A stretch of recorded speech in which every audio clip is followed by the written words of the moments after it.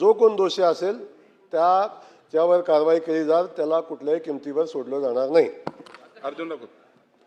माननीय अध्यक्ष महोदय, खरं तर आपण म्हणतो की खरा भारत बघायचा असेल तर ग्रामीण भागात चला, आणि ग्रामीण भागाचा खरा विकास करण्यासाठी जिल्हा परिषद पंचायत समित्या हे कर्तव्य, त्यांचे योगदान हे महत्त्वाचं आहे. आणि या पवित्र कर्तव्यात जर अधिकारी हरताळ फासत असेल आणि आपला भारत कमकुवत करत असेल तर कुठंतरी कठोर होण्याची वेळ आता अध्यक्ष महोदय आलेली आहे.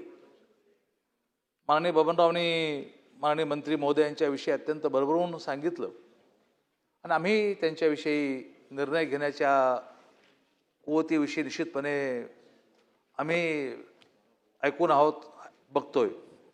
अध्यक्ष महोदय, सभागृहाचा एक सदस्य, ज्येष्ठ सदस्य, सभागृहातला मी एक सदस्य, ज्या माझ्या पंचायत समितीमध्ये, मी ज्या गावात ती माझी पंचायत समिती, या पंचायत समितीमध्ये आपण उत्तरामध्ये अंशतः खरं आहे असं मान्य करतो. अशा तक्रारी प्राप्त झाल्या असं आपण मान्य करतो. तक्रारी प्राप्त झाल्या असं आपण मान्य करतो. समिती गठीत केली हे मान्य केलं. अहवाल यायला 15 दिवस लागतील हे मान्य केलं. माननीय अध्यक्ष महोदय, खरं तर माझा बेसिक 2-3 प्रश्न आहेत अध्यक्ष महोदय, की आर्थिक मागणीच्या तक्रारी रोखण्यासाठी, साहेब जरा मंत्री महोदय, ओ मंत्री महोदय एक मिनिट, आर्थिक मागणीच्या तक्रारी रोखण्यासाठी ऑनलाईन पारदर्शक निधी वितरण प्रणाली लागू करण्याच्या संदर्भातला विचार शासनाच्या विचाराधीन आहे का, हा माझा पहिला मूळ प्रश्न. MRGSच्या माध्यमातून विहिरी आहे, गोठे आहे, पानंद रस्ते आहेत, यांना मंजुरी देण्यासाठी आणि मास्टर बिल काढण्यासाठी सर्रासपणे BDO आणि तत्सम अधिकाऱ्यांच्या माध्यमातून 10% घेतले जातात. हे मी शब्दावर तुम्हाला सांगायला तयार आहे. मी सांगतो, बबन लोणीकर सांगतात, या सभागृहाचे सदस्य, आणि अशी प्रथा आहे की सभागृहामध्ये एखादा सदस्य सांगत असेल तर ती गोष्ट खरी मानली पाहिजे. हे कधी काळी होतं अध्यक्ष महाराज, आज पुन्हा ते दाखवून द्या ना माननीय मंत्री महोदय. सर्व लाभार्थ्यांची यापुढे जाऊन मी तुम्हाला सांगेन, सर्व लाभार्थ्यांची तुम्ही डोर टू डोर जाऊन चौकशी करणार आहात का, त्यांचे जबाब घेणार आहात का. जे लाभार्थी आहेत या लाभार्थ्याकडून डोर टू डोर चौकशी करा की तुम्ही तुमचं बिल काढण्यासाठी पैसे दिले नाहीत का. जर अध्यक्ष महाराज एक बी जर म्हणला लाभार्थी की आम्ही पैसे दिले नाहीत तर बबन लोणीकर मी सांगत ती सजा भोगायला तयार आहे. सांगत ती आम्ही सजा भोगू.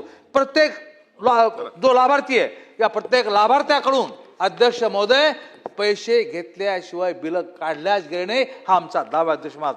त्यामुळे शासनाच्या विविध योजना आहेत, दलित वस्ती आहे, तांडा वस्ती आहे, धनगर वस्ती आहे, बिले काढण्याचे 87% या ठिकाणी घेतले येते. मग एवढंच काय, प्रशासकीय खरेदी यामध्ये कमिशन, खरेदी टेंडरमध्ये कमिशन, बिल काढण्यासाठी कमिशन. अध्यक्ष महाराज, आमच्याकडं एक जिल्हा परिषदेच्या एक्झिक्युटिव्ह इंजिनियर सलगर आहेत. या सलगर बाई तर आमच्या पालकमंत्र्यांना म्हणल्या होत्या की 10% माझे आहेत. पालकमंत्र्याला म्हणल्या होत्या, नारायणराव बरोबर आहे की नाही, बबनराव बरोबर की नाही, पालकमंत्र्याला म्हणली बाई की माझे 10%च्यात ठेवा. म्हणजे आता इतकी हिंमत जर एखाद्या एक्झिक्युटिव्ह इंजिनियरची होत असेल तर या एक्झिक्युटिव्ह इंजिनियरला सुद्धा तत्काळ निलंबित या ठिकाणी केलं पाहिजे. मान्य मंत्री महोदयांनी या दोन्ही अधिकाऱ्याला निलंबन करण्याची कारवाई या ठिकाणी करावी अध्यक्ष महोदय, ही माझी विनंती अध्यक्ष महोदय. मंत्री महोदय. सन्माननीय अध्यक्ष महोदय, सन्माननीय सदस्य खोतकर साहेबांनी सांगितलेला विषय गंभीर आहे. आपण पाहतो की त्यांनी सांगितलं की प्रत्येक लाभार्थ्याकडून पैसे घेतलेत, त्याच्या घरोघरी जाऊन चौकशी करावी. या संदर्भात 45,000 लाभार्थी आहेत. 45,000 लोकांच्या घरी जाऊन चौकशी करायला, 45,000 लोकांच्या घरी जाऊन चौकशी करायला वेळ तर लागेल. थोडा वेळ द्या. मी सभागृहाला आश्वस्त करतो, जर चौकशीमध्ये तो दोषी आढळला तर त्याच्यावर कारवाई केली जाईल. त्याच्यामध्ये कुठली शंका घेऊ नका. कारवाईच नाही, निलंबन तर करेनच करेन, पण त्याच्यासोबत त्याच्यावर फौजदारी गुन्हा सुद्धा दाखल करेन. वेळ पडली तर जी कारवाई कराल, प्रधानमंत्री आवास योजनेमध्ये भ्रष्टाचार कुठल्याही किमतीवर सहन केला जाणार नाही. आपण जे सांगितलं की ऑनलाईन प्रणालीनेच पेमेंट होतं, पेमेंट लाभार्थ्याच्या अकाउंटवर जातं. हे हे हे उद्योग करतात कुठं? हे फोटो काढणं, याचा रिपोर्ट करणं, बिल जे प्रणालीवर बिल देण्यासंदर्भात त्या विषय असतो त्यावेळी ते करतात. परंतु काल मी याच्या संदर्भात पंचायत समितीच्या आवारामध्ये ज्या ठिकाणी पंचायत समितीचं गेट आहे त्या ठिकाणी 10x10चा बोर्ड लावण्याच्या सूचना दिलेल्या आहेत आणि त्याच्यामध्ये स्पष्ट घरकुलाचा कुठल्याही हप्त्यासाठी कुठलेही पैसे देण्याची आवश्यकता नाही. असं जर पैसे कुणी मागितलं तर मी आमच्या सचिवांचा आणि माझा स्वतःचा दोघाचाही नंबर आम्ही त्या बोर्डवर पंचायत समितीमध्ये टाकणार आहे आणि त्याच्यावर त्या संदर्भात जर कुणाची कंप्लेंट आली तर त्याच्यावर कारवाई केली जाईल. प्रधानमंत्री आवास योजना असेल किंवा कुठली योजना असेल याच्यामध्ये अशा पद्धतीचा भ्रष्टाचार सहन केला जाणार नाही.